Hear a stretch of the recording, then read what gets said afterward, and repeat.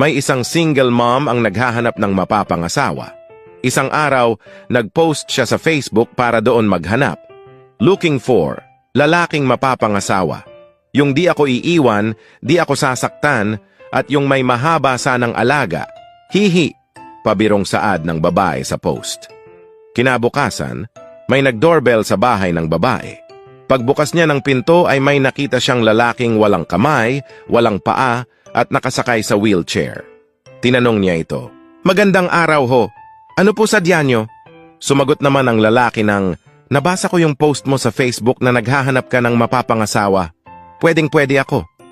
Natawa lang ang babae dahil sa unang tingin pa lang ay bagsak na ito. Kaya tinanong niya ito ulit, "Seryoso ka ba? Sige nga.